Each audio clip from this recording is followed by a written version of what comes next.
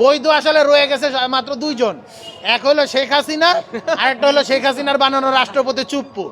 এই দুইজনকেই আবার আপনারা বাংলাদেশের রাষ্ট্র ক্ষমতায় বসায় দেওয়ার ষড়যন্ত্র করতেছেন কিনা, কারা কারা এই জিনিসটা করতেছে, আমরা এই জিনিসটা প্রশ্ন রাখতে চাই। আমরা একদম স্পষ্টভাবে বলতে চাই, আমরা যারাই কিনা এই সংবিধানের দোহাই দিয়ে, সাংবিধানিক ইগুলোর দোহাই দিয়ে এই ধরনের ঘটনাগুলো ঘটাচ্ছেন, তাদের আসলে আমরা হলো গিয়া তাদের সদিচ্ছা নিয়ে আমরা প্রশ্ন তুলতে চাই। এই তো জুলাই সনদ বাস্তবায়ন আদেশ 2025-এর 8ই ধারায় একই দিনে জাতীয় নির্বাচন ও গণভোটের কথা উল্লেখ করা হয়েছে।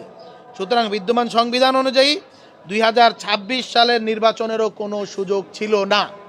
যেহেতু 2026 সালের এই নির্বাচনের মধ্য দিয়ে বিএনপি ক্ষমতায় আসছে, গণভোট অবৈধ। আপনারা বলবেন যে হলো গিয়ে এই যে জুলাই সংবিধান অবৈধ, এই নতুন যে সনদ জুলাই সনদ জাতীয় সনদ অবৈধ, এবং এই যে নতুন যে সরকার আসছে সেটাও অবৈধ, তারেক রহমানের যে নেতৃত্বে যে মন্ত্রিসভা ক্যাবিনেট হয়েছে সেটাই অবৈধ, এবং এই সরকারের যত নিয়োগ হয়েছে সব অবৈধ। আমরা শুরু থেকে একটা কথাই বলে আসছি, আসলে সব কিছুর গোড়া আসলে যা মিলে হলো গিয়ে 72-এর সংবিধানে। 72-এর সংবিধানের বিরুদ্ধে আমরা কিন্তু একদম স্পষ্ট অবস্থান শুরু থেকেই জানিয়েছি। বৈষম্য বিরোধী ছাত্র আন্দোলন শুরু থেকে স্পষ্টভাবেই বলেছিল যে 72-এর যে সংবিধান, এই সংবিধান রাখা যাবে না। এই সংবিধানের উপর ভিত্তি করেই আসলে বাংলাদেশের যে ফ্যাসিবাদ, সেই ফ্যাসিবাদ বারবার করে রচিত হয়েছে। কিন্তু আমরা দেখতে পেয়েছি কি, সাংবিধানিক ধারাবাহিকতার দোহাই দিয়ে কিছু রাজনৈতিক দলের অদূরদর্শিতা, গোঁড়ামি এবং হীন চক্রান্তের ফলে বারবার এই ভুল, বারবার এই ধরনের সমস্যা আমাদের কাছে আসলে আমাদের সামনে উদয় হচ্ছে। তো সুতরাং একটা কথা স্পষ্টভাবে বলতে চাই, আমাদের যদি সমস্যা সমাধানের দিকে যেতে হয়, 72-এর সংবিধানের দিকে যেতে হবে।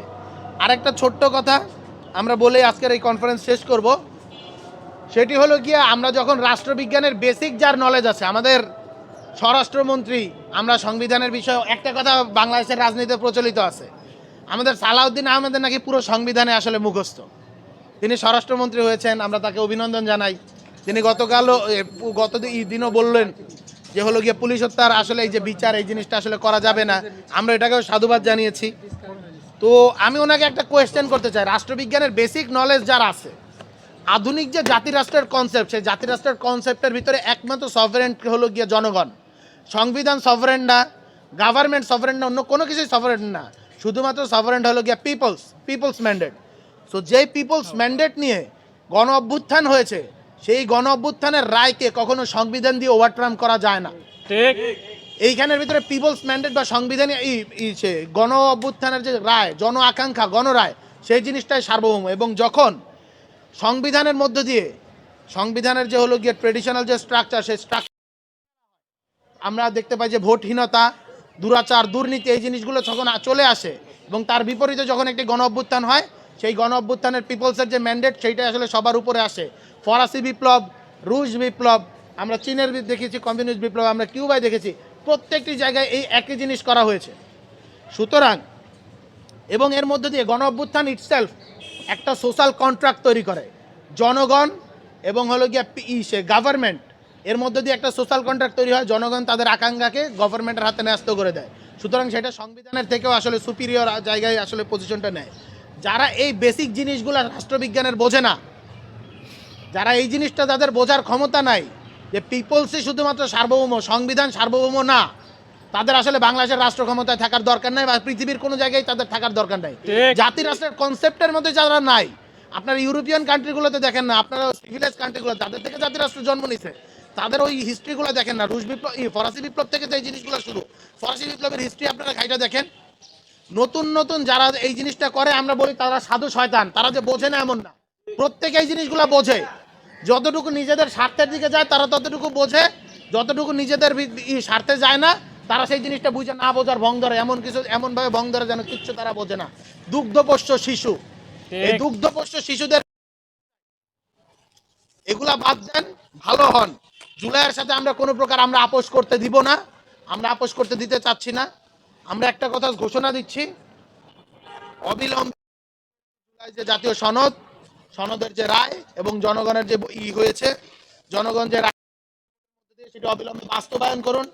বাংলাদেশকে আমরা ফ্যাসিবাদের দিকে ঠেলে দিতে দেব না।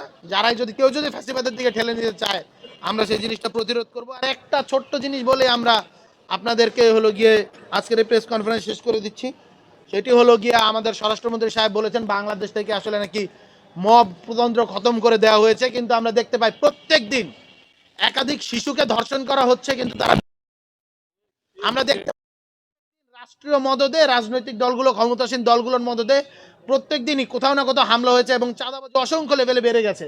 চট্টগ্রামে আমরা দেখতে পেয়েছি অটোমেটিক রাইফেল নিয়ে চাঁদা না দিয়ে 1 কোটি টাকা চাঁদা চাওয়া হয়েছিল, চাঁদা না দিয়ে অটোমেটিক রাইফেল নিয়ে ব্যবসায়ীকে আসলে তো ব্যবসায়ীর বাড়িতে দিকে তাড়া করা হয়েছে। এই যদি হয় মব মানে মবতন্ত্রকে পার করে এখন যদি আপনারা আসলে সন্ত্রাসী তন্ত্র দেশে কায়েম করতে চাচ্ছেন কিনা এইটা প্রশ্ন, না হলে অবিলম্বে এই জিনিসগুলো সরান।